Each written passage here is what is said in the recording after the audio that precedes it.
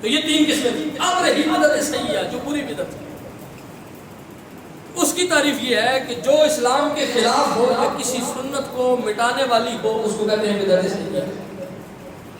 جیسے جبریہ کا مذہب ایک دور میں ایک فرقہ تھا جبری، ان کا اپنا ایک نظریہ تھا جس کی وجہ سے حضور کی کئی سنتوں کی مخالفت لازم آتی. پھر اس بدعت کی 2 قسمیں ہیں جو بدعت سیئہ ہے. ایک بدعت مکروہہ اور ایک بدعت حرام. بدعت مکروہہ کیا ہے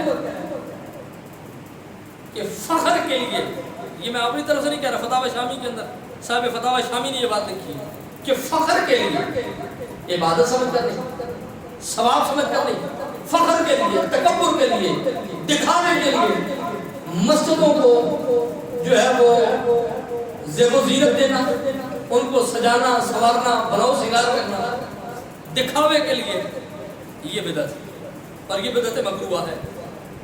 اور بدعت حرام ہے وہ جس طرح جبریہ کا مذہب ہے، اس طرح اور جو دیگر لوگ ہیں وہ اس میں سارے شامل ہیں.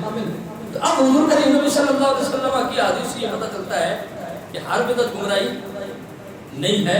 کچھ ایسے اچھے کام ہیں، کچھ ایسے اچھے طریقے ہیں کہ جو حضور کریم نبی صلی اللہ علیہ وسلم کے دور میں اگرچہ نہیں تھے لیکن بعد میں شروع کیے گئے اور وہ کام اچھے ہیں اور ان کو آج تک کیا جاتا ہے اور امت نے ان کو اچھا سمجھا ہے اور آج تک امت ان کو کر رہی ہے. لہذا اس لیے یہ چیزیں ذہن کے اندر رکھنی چاہیے کہ حضور کریم نبی صلی اللہ علیہ وسلم کی جو احادیث ہیں یا دیگر جو معاملات ہیں ان کو ذہن کے اندر رکھ کے اس چیز کو سمجھنا چاہیے. حضور علیہ السلام کی جو ہے وہ ایک حدیث پاک ذکر کی جاتی ہے کہ من علی صفی امرنا ھذا ما لیس منہ فہو رد، کہ جو شخص ہمارے دین میں کوئی ایسا کام کرے، ایسی رائے نکالے جس کا دین کے ساتھ تعلق نہیں ہے تو وہ مردود ہے. تو بھائی اس کا تعلق بدعت دلالہ کے ساتھ ہے، بدعت سیئہ کے ساتھ ہے. ہر وہ کام جس کی اثر حضور کی شریعت میں نہ ہو. اب میلاد کو تم بدعت کہتے ہو، حالانکہ میلاد کی اصل تو حضور کی حدیث میں ملتی ہے. حضور صلی اللہ علیہ وسلم نے سوموار کا روزہ رکھا، حضور سے پوچھا کہ یا رسول اللہ روزہ کیوں رکھتے ہیں؟ فرمایا فی ولدت، تو میں اس دن پیدا ہوا تھا اس لیے رکھتا ہوں. تو جب حضور اپنی آمد پر روزہ رکھ رہے ہیں تو اس کا مطلب اصل موجود ہے شریعت میں اور اسی اصل کو دیکھتے ہوئے ہم کرتے ہیں. درود شریف عبادت ہے، قرآن نے اس کا حکم دیا ان اللہ و ملائکتہ یصلون علی النبی یا ایھا الذین آمنوا صلوا علیہ وسلموا تسلیما. اے ایمان والو درود بھی پڑھو، سلام بھی پڑھو. بھائی قرآن نے مطلق کہا ہے نا، اور مطلق کا یہ قاعدہ اور اصول ہے کہ مطلق یجری علی اطلاق ہی، کہ مطلق اپنی اس اطلاق پر جاری رہتا ہے. اس کے اندر آپ کوئی بغیر کسی قرینے کے، بغیر کسی جو ہے وہ کسی وجہ کے آپ اس پر قید نہیں لگا سکتے.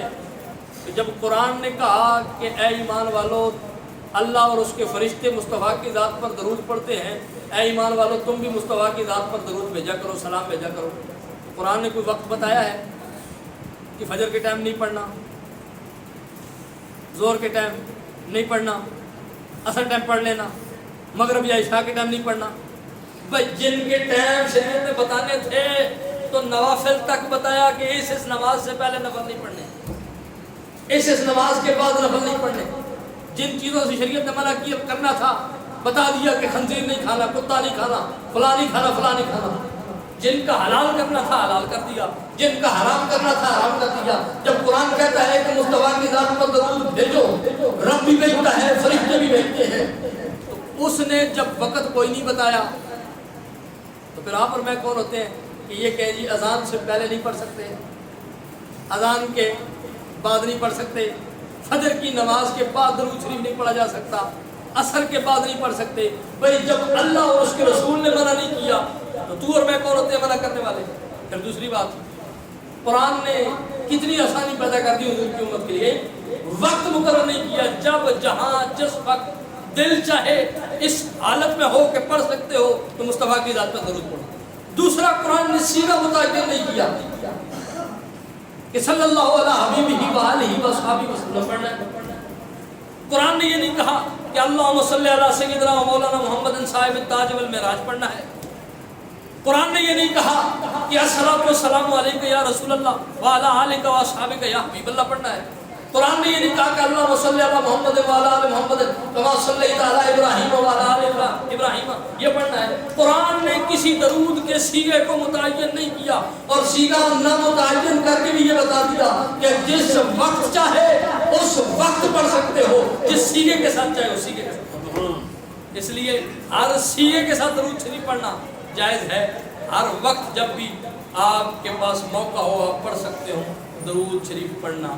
یہ بالکل مستحب عمل ہے اور اس کے کرنے پر ثواب ملتا ہے. اگر کوئی کسی وجہ سے نہیں کر سکتا اس کی اس پر گرفت نہیں ہوگی. لیکن ایک چیز ذہن کے اندر رکھیں، ایک مقام پر گرفت ہوگی، ایک مقام پر پوچھا جائے گا. تو حضور صلی اللہ علیہ وسلم نے فرمایا جس کے سامنے میرا نام ذکر کیا جائے اور وہ مجھ پر درود پڑھنا بھول جائے، حدیث پاک کا مفہوم ہے، فرمایا جو مجھ پر درود پڑھنا بھول گیا وہ جنت کا راستہ بھول گیا. اور حضور کی ایک حدیث پاک کا مفہوم فرمایا کہ جس کے سامنے میرا ذکر کیا گیا اور اس نے مجھ پر درود نہیں پڑھا وہ بڑا بخیل ہے. اس کا مطلب یہ ہوا کہ علماء نے لکھا ہے کہ جب پہلی بار حضور کا نام مجلس میں لیا جائے تو پڑھے جس مرضی صیغے کے ساتھ، لیکن پہلی بار حضور کا نام سن کر حضور پر درود پڑھنا واجب ہے. مجلس میں بار بار حضور کا نام لیا جائے بار بار پڑھنا مستحب ہے، لیکن ایک بار حضور کا نام سن کر حضور کی ذات پر درود پڑھنا واجب ہے. اور آج ہمیں بھی اس چیز کو بارے میں سوچنا چاہیے. ہم دوسروں کو کہتے ہیں جی فلاں وہابی ہو گیا درود نہیں پڑھتا، کھڑے ہو کر صلاۃ و سلام نہیں پڑھتا، اور وہ تو نہیں پڑھتے، تم بھی جب حضور کا نام آتا ہے تو انگوٹھے چوم کے آنکھوں پہ لگا دیتے ہو، درود تم بھی کوئی نہیں پڑھتے. اور یہاں درود پڑھنا ضروری تھا، حضور کا نام سن کر درود پڑھنا واجب تھا اور انگوٹھے چومنا مستحب تھا. جو مستحب تھا وہ چومتے رہے، جو درود پڑھنا واجب تھا وہ. تو اس لیے اپنے وہ کسی نے کہا تھا نا کہ خود اپنی اداؤں پہ ذرا غور کرو.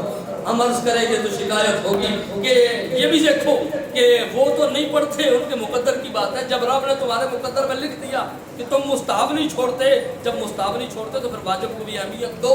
جب بھی حضور کا نام لیا جائے کسی مجلس میں، پہلی بار نام لیا جائے تو حضور کی ذات پر درود پڑھنا واجب ہے، اور بار بار لیا جائے تو بار بار درود پڑھنا مستحب ہے. خطبہ ہو رہا ہو، دوسری جمعہ کی اذان ہو رہی ہو، اس وقت حضور کا نام لیا جائے تو آپ درود بھی نہیں پڑھ سکتے، انگوٹھے بھی نہیں چوم سکتے. یہ مسئلہ بھی سنا ہوا.